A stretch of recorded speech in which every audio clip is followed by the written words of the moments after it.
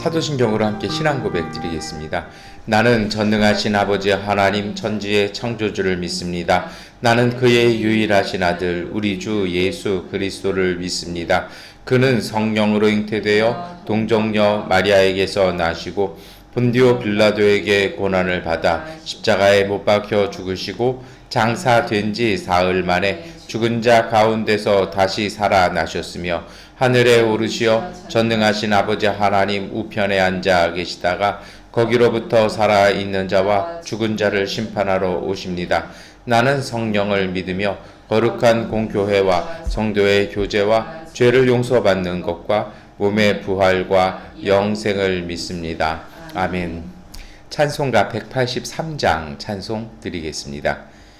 빈들의 마른 풀같이 시들은 나의 영혼 주님의 약속한 성령 간절히 기다리네. 아무럼의 마른 땅에 단비를 내리시듯 성령의 단비를 부어 새 생명 주옵소서. 반가운 빗소리 들려 산천이 춤을 추네. 봄비로 내리는 성령 내게도 주옵소서. 하늘함의 마른 땅에 단비를 내리시듯 성령의 단비를 부어 새 생명 주옵소서. 절 따라 우러를 내려 조목이 무성하니 갈급한 내 심령 위에 성령을 부소서. 하늘함의 마른 땅에 단비를 내리시듯 성령의 단비를 부어 새 생명 주옵소서. 잠대신 사랑의 언약 어길 수 있사오랴. 오늘의 흡족한 은혜 주실 줄 믿습니다. 하늘함의 마른 땅에 단비를 내리시듯 성령의 단비를 부어 새 생명 주옵소서. 아멘. 출애굽기 2장 1절부터 15절까지의 말씀을 세번역번으로 함께 읽겠습니다. 레위 가문의 한 남자가 레위 가문의 한 여자를 아내로 맞이하였다. 그 여자가 임신을 하여 아들을 낳았는데 그 아이가 하도 잘 생겨서 남이 모르게 3달 동안이나 길렀다. 그러나 더 이상 숨길 수가 없어서 갈대 상자를 구하여다가 역청과 송진을 바르고 아이를 거기에 담아 강가의 갈대 사이에 놓아 두었다. 그 아이의 누이가 멀찍이 서서 아이가 어떻게 되는지를 지켜보고 있었다. 마침 바로의 딸이 목욕을 하려고 강으로 내려왔다. 시녀들이 강가를 거닐고 있을 때에 공주가 갈대 숲속에 있는 상자를 보고 한 명을 보내서 그것을 가져오게 하였다. 열어보니 거기에 남자 아이가 울고 있었다. 공주가 그 아이를 불쌍히 여기면서 말하였다. 이 아이는 틀림없이 히브리 사람의 아이로구나. 그때 그 아이의 누이가 나서서 바로의 딸에게 말하였다. 제가 가서 히브리 여인 가운데서 아기에게 젖을 먹일 유모를 데려다 드릴까요? 바로의 딸이 대답하였다. 그래, 어서 데려오너라. 그 소녀가 가서 그 아이의 어머니를 불러왔다. 바로의 딸이 그에게 말하였다. 이 아이를 데리고 가서 나를 대신하여 젖을 먹여다오. 그렇게 하면 내가 너에게 삭슬 주겠다. 그래서 그 여인은 그 아이를 데리고 가서 젖을 먹였다. 그 아이가 다 자란 다음에 그 여인이 그 아이를 바로의 딸에게 데려다 주니 공주는 이 아이를 양자로 삼았다.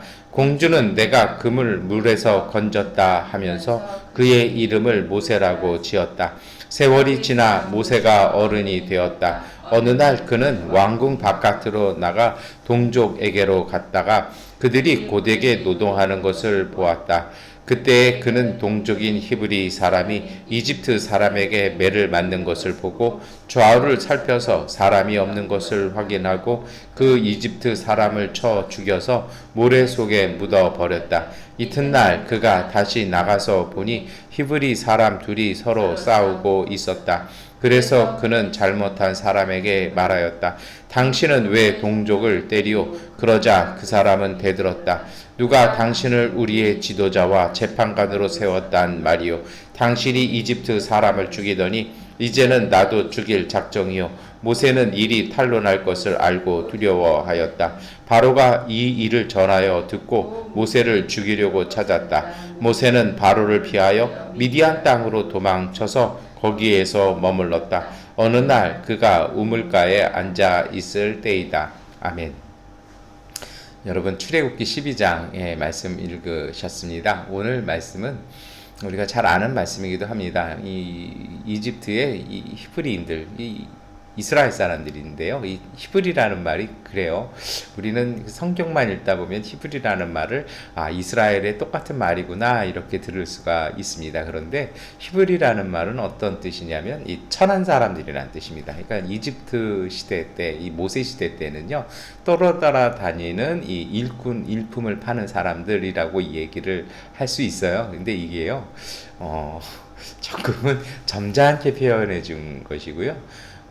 우리 한국식으로 얘기하자라면 오랑캐 정도요. 천안 오랑캐 뭐 이런 표현에 딱 맞을 것 같아요. 그러니까 이 이집트 안에서 이 왕조도 바뀌었고 상황도 바뀌니까 이집트에 와서 살던 사람들이 사회적으로 완전히 몰락을 한 것입니다. 그래서 그 이집트의 정치상 완전히 그 노예화 되어진 거죠. 그리고 이 노예한 상태가 좀 오래되었던 것 같습니다.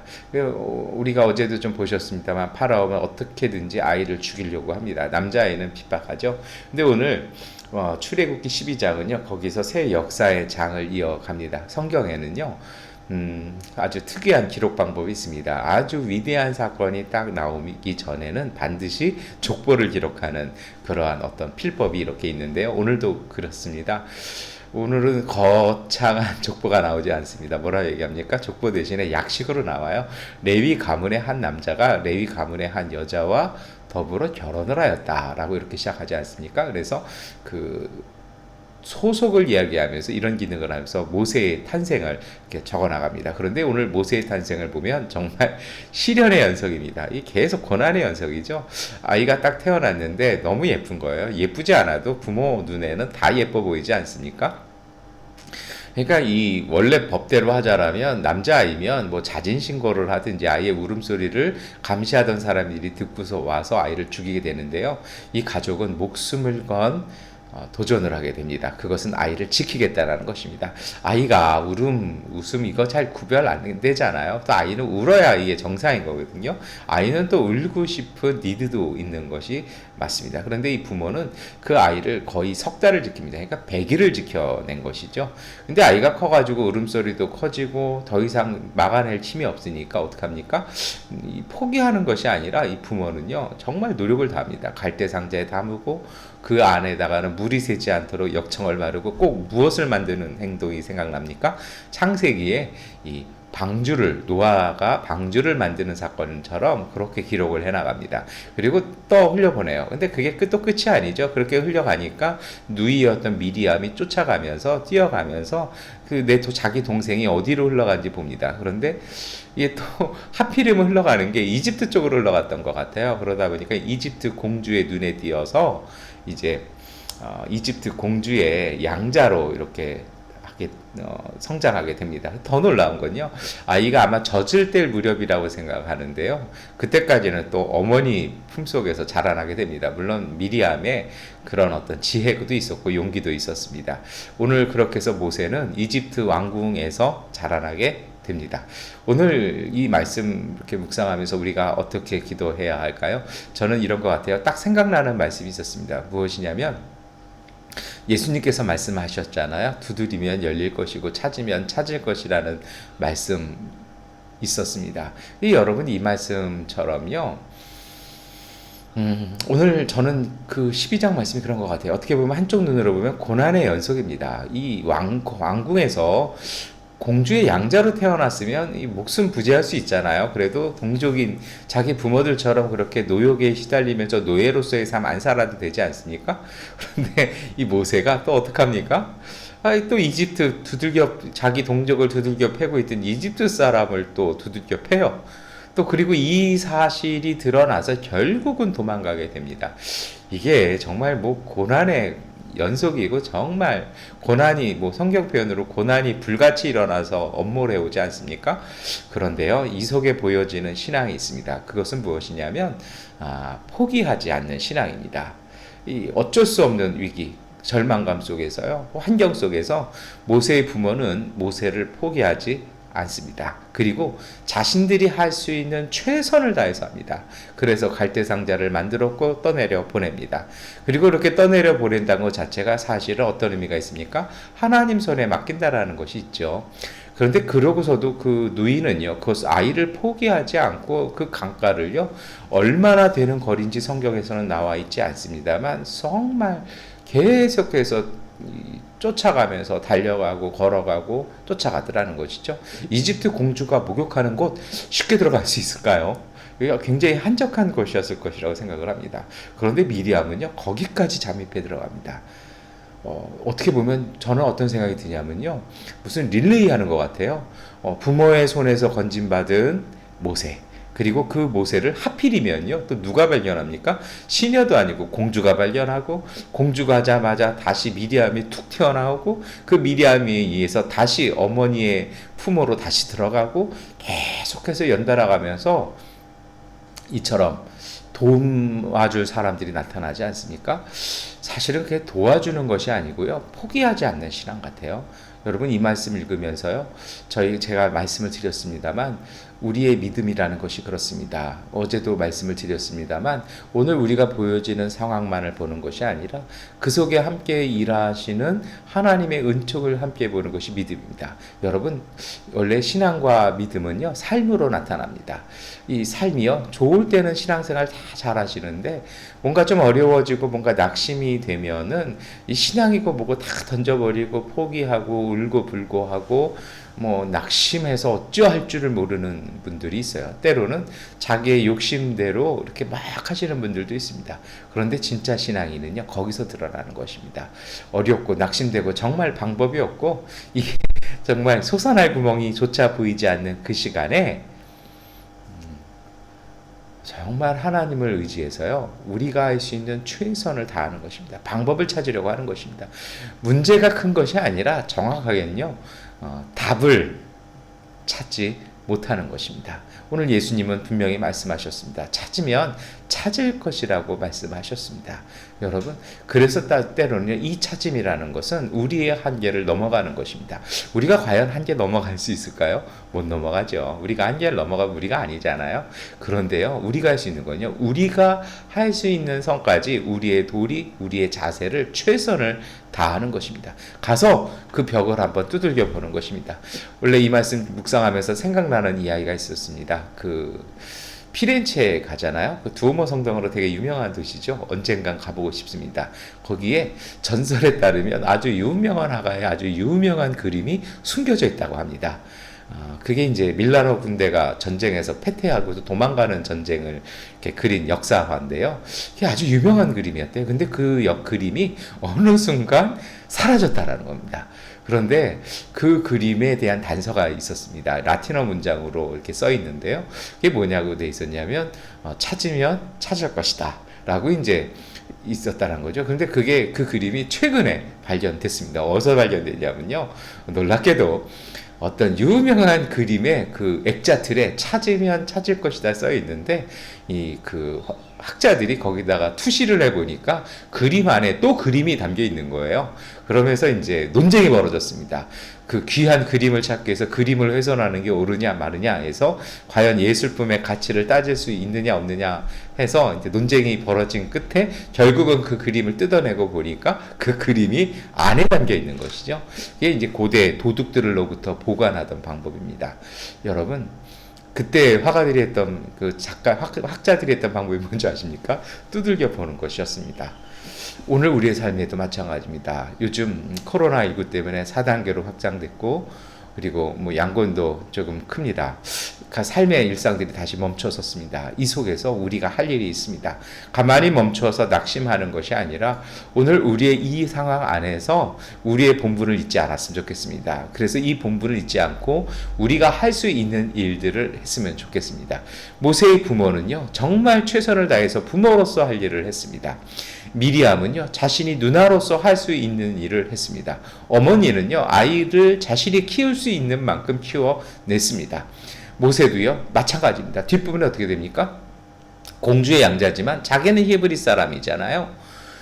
자신이 히브리 사람이니까 그 길거리에서 왕자처럼 행동하는 것이 아니라 그는 히브리 사람처럼 행동합니다. 자신의 신분을 속이지 않습니다. 자신이 동족이 두들겨 맞고 있는 그 자리에서 그는 침묵하지 않았습니다. 어떤 학자들은 그것이 모세의 실패라고도 얘기를 합니다. 그런데 이 사건이 없었다면 모세가 광야로 나갈 수 있었을까요? 광야로 나가서 그가 하나님의 산에 도달할 수 있었겠습니까? 모세는요, 최선의 행동을 한 것입니다. 그리고 그는 오늘 우리가 읽었던 15절의 말씀에 어떤 이름 모를 우물에 앉아 있었습니다. 그 속에서 모세는 자신의 부인을 만나고 그 속에서 그는 광야로 가는 길을 시작하게 됩니다. 여러분, 오늘 우리의 삶의 순간 속에서 어렵고 힘들고 빛이 안 보입니다만 자기 자식 내어줄 만큼의 빛은 아니잖아요. 우리가 다시 한번 이 말씀을 읽고 용기를 내었으면 좋겠습니다. 그래서 우리의 삶 속에서 우리가 할 수 있는 최선을 다하셨으면 좋겠습니다. 그 속에서 하나님은 그 믿음을 보시고 그 믿음을 통해서 이어나가시는 것입니다. 이것이 바로 하나님의 은혜를 담아낼 수 있는 믿음의 그릇을 만드는 것입니다. 사도 바울이 그렇게 말했잖아요. 어떤 그릇이 쓰이냐는 것입니다. 정결한 그릇이 쓰일 것이라는 것입니다. 정결한 그릇이란 그 믿음으로 준비되어져 있는 예비되어진 그릇일 것입니다. 여러분, 오늘 우리의 삶 속에 우리가 할 수 있는 일에 최선을 다했으면 좋겠습니다. 때로는 한계를 넘어서는 자리까지 가는 것입니다. 때로는 그 그림 찾아내는 것처럼요, 비싼 그림을 뜯어내고 찢어내지 아니하면 더 귀한 역사적인 그림을 찾아내기 어려운 것처럼요, 때로는 우리의 한계를 두들기고 그것을 찢어내는 그 아픔을 우리가 감당해야 될 것입니다. 그러한 믿음의 삶을 통해서 하나님의 역사는 이어지는 것입니다. 여러분, 낙심하고 좌절하고 걱정하며 가만히 있으시겠습니까? 우리에게 주어진 자리, 우리에게 주어진 공간, 우리에게 주어진 시간 속에서 하나님께서 우리에게 맡겨주신 그 본분에 합당한 최선의 노력을 하십시오. 그것이 바로 하나님의 축복을 받는 자리일 것입니다. 그러한 믿음이 오늘 우리 가운데 하나님의 놀라운 은총과 역사를 만들어 낼 것입니다. 그것이 우리가 하나님께 드려지는 예배의 자리고 기도의 자리고 우리가 행하는 사랑의 자리이고요, 우리가 힘써 행하는 믿음의 자리일 것입니다. 내 믿음대로 될지어다라는 주님의 축복과 은혜가 그 가운데 함께 하실 것입니다. 이 믿음 때문에 여러분, 우리가 희망을 품었으면 좋겠습니다. 기쁨을 품었으면 좋겠습니다. 소망을 품고 여러분, 하나님의 은혜를 바라보는 믿음의 사람으로 승리하는 오늘 하루 되시기를 축원합니다. 기도하겠습니다. 전능하신 아버지 하나님, 우리를 둘러싼 모든 환경들이 전염병으로 인해서 어두워졌습니다. 우리의 공간들이 다시 줄어들었습니다. 우리의 일들이 멈춰섰습니다. 하나님, 이 안에 갇혀서 우리가 낙심하고 탄식하며 우리의 물질과 우리의 수익과 우리의 생업으로 인해서 낙심하고 고민하고 괴로워하는 믿음이 아니라 우리의 주어진 이 일상 안에서 기뻐하며 감사하며 기도하며 주님의 역사를 바라보고 최선의 노력을 다하는 믿음의 가족들 되게 하여 주시옵소서. 어둠에 발목 잡히지 말게 하시고 하나님 복음에 휘 쌓이게 하여 주셔서 주님의 말씀이 우리를 이끌어 가시는 대로 꿈꾸며 기도하며 감사하며 작은 일에 마음을 담는 그 일들을 통해서 주님, 우리가 하나님의 은혜를 가득 담아낼 수 있는 믿음의 고백 드리게 하여 주시고 믿음의 그릇을 정결하게 하게 하여 주시옵소서. 성령께서 오셔서 우리에게 지혜를 주시고 밝은 마음을 주시고 하나님 무슨 일이든 무슨 말이든 전화 한 통이든 이메일 한 통이든 마음을 담고 최선을 다해 일을 할 수 있는 믿음의 가족들 되게 하여 주시옵소서. 주님께서 이 땅 가운데 코로나19의 확산을 막아주시고 신속히 백신을 공급하여 주시며 치료제가 개발되어져서 아픔 많은 눈물 많은 이 땅의 사람들의 그러한 아픔들이 이제는 더 커지지 아니하도록 주님께서 은혜를 더하여 주시옵소서. 예수 그리스도의 이름으로 기도드립니다. 아멘. 하나님께 기도하는 시간 갖도록 하겠습니다.